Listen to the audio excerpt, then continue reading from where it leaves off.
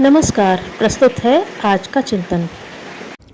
शिक्षा विकास का आधार है, किंतु विकास का स्वरूप क्या हो यह भी स्पष्ट रहना चाहिए। विकास का चरम लक्ष्य है मुक्ति। इसका प्रारंभ होता है स्वावलंबन और संतुलन की क्षमता की वृद्धि से। संतुलन के बिना तो अस्तित्व ही खतरे में पड़ जाता है, और विकास यदि स्वयं द्वारा न किया जाए वरन दूसरों के द्वारा थोपा जाए तो इसे विकास मानने को ही बुद्धिमान लोग तैयार नहीं होंगे।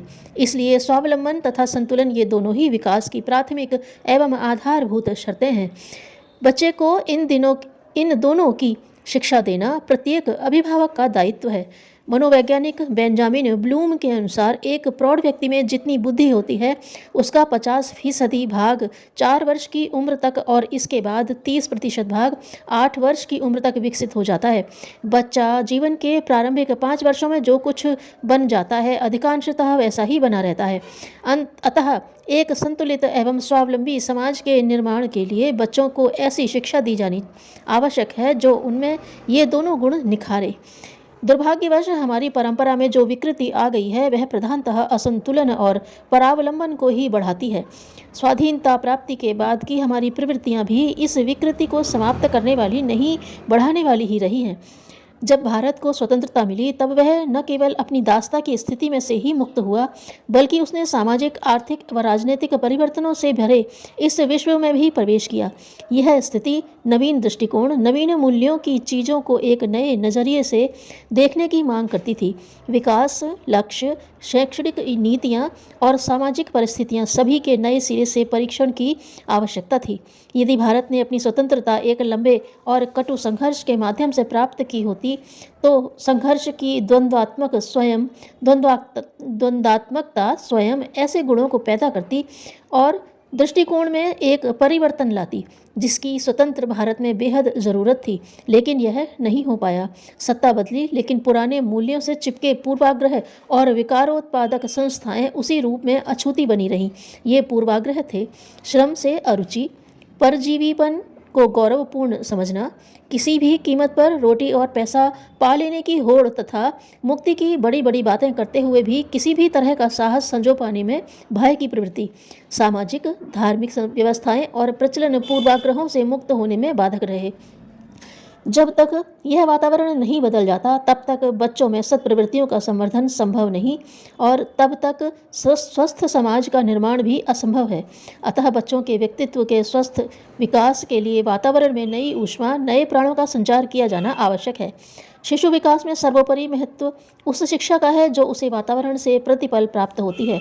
यही शिक्षा शिशु की नैतिक आस्था, सामाजिक मान्यता तथा व्यक्तिगत आदतों का स्वरूप सुदृढ़ करती है। वातावरण शिशु का प्रथम और महानतम शिक्षक है। यह वातावरण माँ की कोख से प्रारंभ होकर समाज के क्षेत्र तक विस्तृत है। शिशु अनघड़ धातु के समान है। वातावरण की ताप से बच्चे के संस्कारों, स्वभाव को उसी तरह चलाया, पिघलाया, मोड़ा, ठोस किया और मनोवांछित अलंकार के रूप में ढाला जा सकता है। जिस तरह सुनार आग की भट्टी में सोने को गलाता, तपाता और आभूषण बनाता है। महासती मदालसा, महामानवी अनुसुईया, शैव्या, शकुंतला और जीजाबाई के उदाहरण हमारे सामने हैं।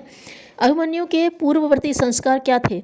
सुभद्रा के तपपरायण सुव्यवस्थित जीवन के आधार पर यह पता ही नहीं लगने दिया कि उसे राजकुल परंपरा के सर्वथा अनुकूल ढांचे में ढाल दिया। महारथी अर्जुन और साध्वी सुभद्रा के प्रयत्नों का ही यह पुण्य फल था जो 14 वर्षीय राजकुमार अभिमन्यु में साहस, शौर्य और युद्ध विद्या में वयोवृद्ध नरेशों के से गुण विद्यमान थे। माता पिता और बालक के कुटुंबी जन बस इतनी सी परिधि भी यदि बच्चे को उपयुक्त मिल जाए तो वह श्रेष्ठ आचरण वाला संस्कारवान नागरिक बन सकता है। अतः प्रबुद्ध माता पिताओं को सर्वप्रथम तो घर का वातावरण ही पंचशीलों पर आधारित बनाना चाहिए। पंचशील अर्थात सुव्यवस्था, श्रमशीलता, मितव्ययता, सहकारिता, संतुलन की शिक्षा देने वाला वातावरण बनाना चाहिए। इतना वे कर सकें तो स्वयं को भी एक सुयोग्य संतान प्राप्त होगी और समाज को भी एक उत्तम नागरिक मिल जाएगा। निसंदेह शिशु रूपी पौधे के विकास में समाज रूपी भूमि की भी संरचना आधार में रहती है, तो भी अभिभावक रूपी मालियों की भूमिका कुछ कम नहीं होती। माली पौधों को अधिक उपयोगी बनाने के लिए उनमें अच्छी प्रकार खाद, पानी तथा काट छांट करता रहता है। किसान खेत में बीज बोने से लेकर फसल के बढ़ने तथा पकने तक की अवधि में देखरेख में जितनी सतर्कता दिखाता है, उसी के अनुपात में फसल प्राप्त करता है। देखरेख के अभाव में मूल्यवान पौधे भी सूख जाते हैं अथवा अविकसित रह जाते हैं। उनमें अच्छे फलों और फसलों की आशा नहीं की जा सकती। इसी प्रकार बच्चों के पालन पोषण में समुचित देखरेख की जाए, उनकी आदतों, क्रियाकलापों एवं शिक्षा पर समुचित ध्यान दिया जाए, तो सामान्य परिस्थितियों में पलने वाले बच्चे भी महान व्यक्ति बन सकते हैं। अतः प्रत्येक अभिभावक को माली तथा किसान की सी तत्परता, कर्तव्य निष्ठा और जागरूकता का परिचय शिशु निर्माण में देना चाहिए। बच्चे के लिए समाज की स्थापित संस्थाओं के द्वार खोल देने तथा सुविधाएं जुटा देने को जितना महत्व दिया जाता है, उतना ही महत्व उसमें स्वावलंबन और संतुलन की क्षमता के विकास को भी दिया जाना जरूरी है। बच्चों की और संपूर्ण समाज की सर्वांगीण रूप से समृद्ध देखना चाहने वाले लोगों को साधन संपन्नता के साथ ही संस्कार संपन्नता का यह महत्व भली भांति समझना ही चाहिए। हम में से हर एक को यह भूलना नहीं चाहिए कि अपने परिवार की संपन्नता बढ़ा लेना एक बात है, सुसंस्कारिता बढ़ाना दूसरी। इसके लिए संपर्क समुदाय को भी सुधारना आवश्यक है, अन्यथा उनकी कुसंस्कारिता छूत की बीमारी की तरह अपनी स्वच्छता का घेरा तोड़कर आक्रमण करेंगी और किया कराया चौपट करके रख देंगी।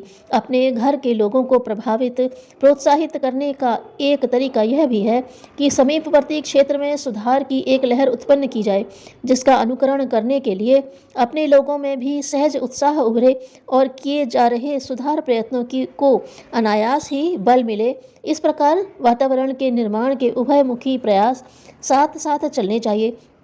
परिवार के स्तर पर भी और सामाजिक परिवेश के स्तर पर भी, दोनों ही स्तरों पर इस तथ्य को समझा जाना आवश्यक है कि टिकाऊ प्रसन्नता तथा शांति एक स्वावलंबी एवं संतुलित समाज में ही उपलब्ध हो सकती है। इस तथ्य को हृदयंगम करके प्रत्येक अभिभावक को ऐसी शिक्षा देने की पहल करने के लिए आगे आना चाहिए जो उनमें ये दोनों गुण अवश्य उत्पन्न करें। वातावरण में इन गुण प्रवृत्तियों का उभार लाना प्रत्येक माता पिता को अपना कर्तव्य समझना चाहिए। दूसरों का अनुकरण करने पर मनुष्य अपनी मौलिकता से हाथ धो बैठता है। धन्यवाद।